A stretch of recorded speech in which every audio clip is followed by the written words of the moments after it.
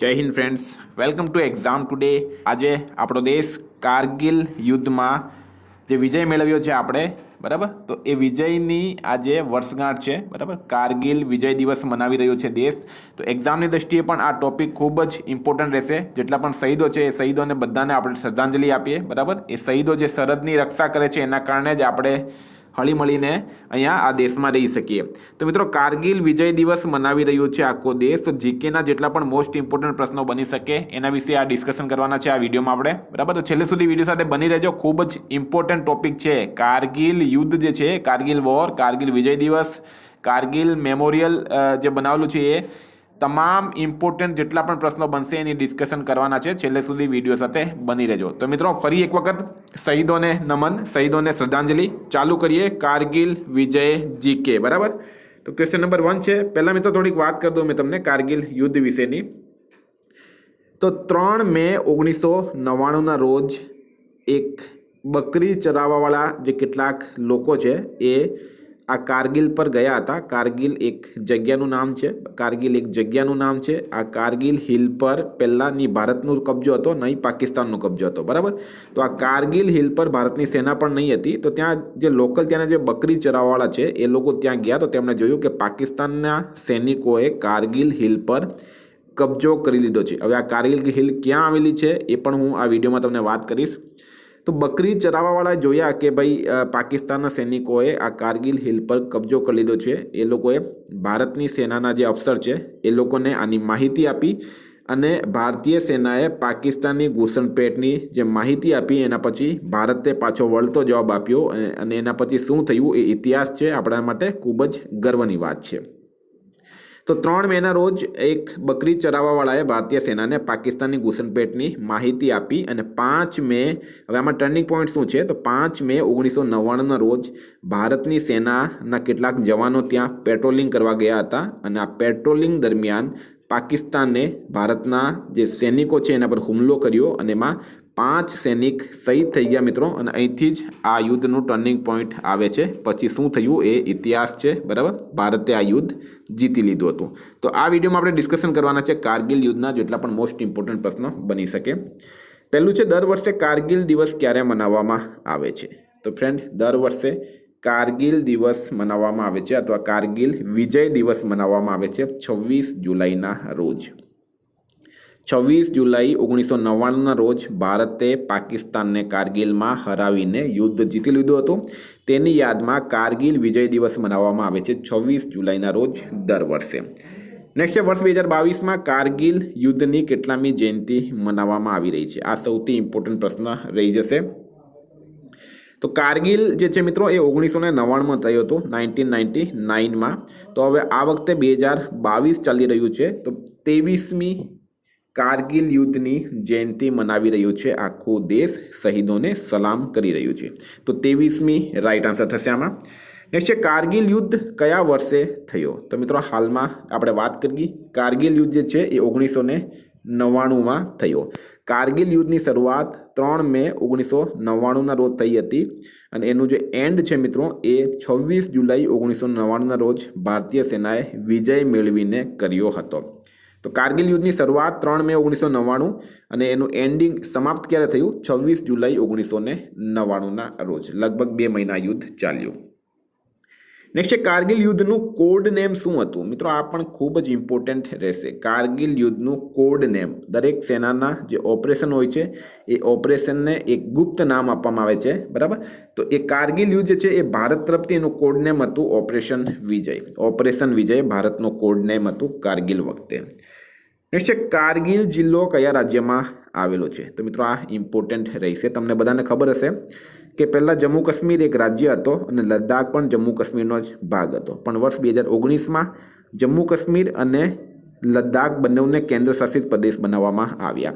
તો આજે કારગિલ જે છે મિત્રો, આ કારગિલ લદ્દાખમાં આવેલું છે. લદ્દાખ પોતે એક કેન્દ્ર શાસિત પ્રદેશ છે. ક્યારે બન્યું? 31 ઓક્ટોબર 2019ના રોજ. કારગિલ લદ્દાખમાં આવેલું છે. લદ્દાખના 2 જિલ્લા છે, એક છે કારગિલ, બીજું છે લેહ. લદ્દાખના લેફ્ટનન્ટ ગવર્નર છે હાલમાં RK Mathur. Hemis national park લદ્દાખમાં આવેલું છે. નેક્સ્ટ કારગિલ જિલ્લો ક્યારે બન્યો હતો? તો મિત્રો કારગિલ જે છે એ 1979માં જિલ્લો બન્યો. 1979માં કારગિલ જિલ્લો બન્યો છે.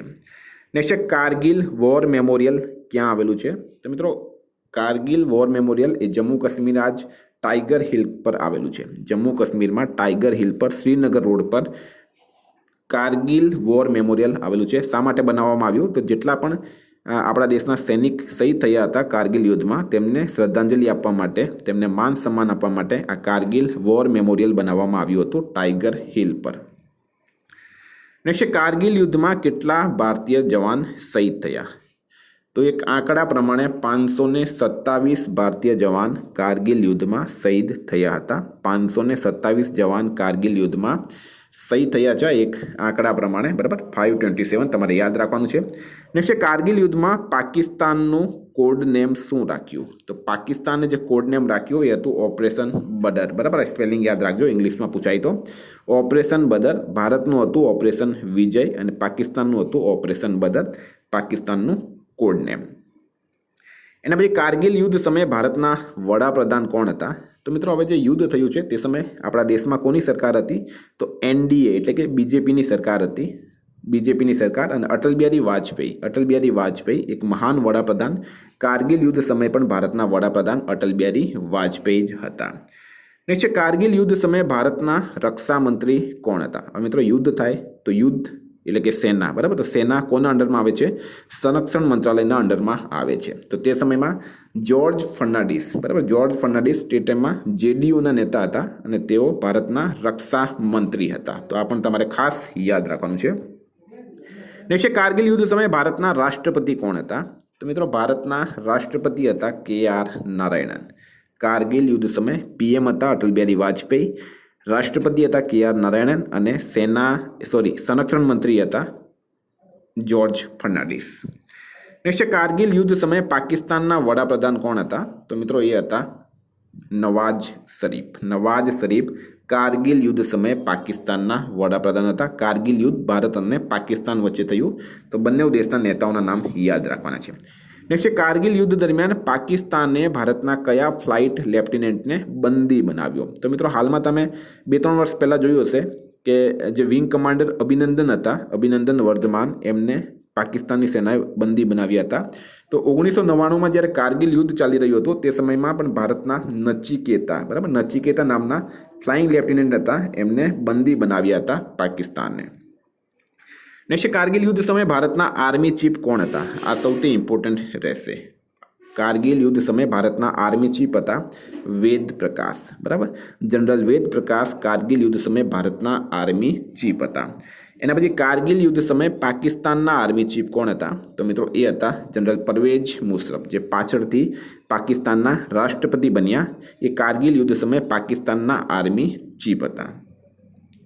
નેક્સ્ટ કારગિલ યુદ્ધ સમયે ભારતીય વાયુસેનાએ શું કોડનેમ રાખ્યું? તો મિત્રો કારગિલ યુદ્ધ સમયે ભારતીય વાયુસેનાએ કોડનેમ રાખ્યું છે ઓપરેશન સફેદ સાગર. ભારતીય સેનાનું શું હતું? ભારતનું એ હતું ઓપરેશન વિજય અને ઇન્ડિયન એરફોર્સનું હતું ઓપરેશન સફેદ સાગર. તો મિત્રો આ પણ ઇમ્પોર્ટન્ટ રહેશે. મિત્રો વાત કરીએ કારગિલ યુદ્ધની તો પ્રશ્નો બધા પૂરા થઈ ગયા છે. હવે કારગિલ યુદ્ધ પછી કેપ્ટન વિક્રમ બત્રા, જેમને મરણોપરાંત લેફ્ટિનન્ટ મનોજ કુમાર પાંડે, રાઇફલમેન સંજય કુમાર અને ગ્રેનેડિયર યોગેન્દ્રસિંહ યાદવને ભારતના સૌથી મોટા વીરતા પુરસ્કાર પરમવીર ચક્રથી સન્માનિત કરાયા હતા. તો ફ્રેન્ડ્સ, ઉમ્મીદ કરું તમને વિડીયો ગમ્યો હશે, બરાબર. કારણ કે આજે આપણા તહેવાર મનાવી રહ્યા છે. યુદ્ધમાં જીત પણ એક તહેવાર જ કહેવાય છે, બરાબર. તમામ શહીદોને શ્રદ્ધાંજલિ છે અને ઉમ્મીદ કરું તમને આ વિડીયો ગમ્યો હશે. Thank you friend. ફરી મળીશું નવા વિડીયો સાથે. જય હિન્દ.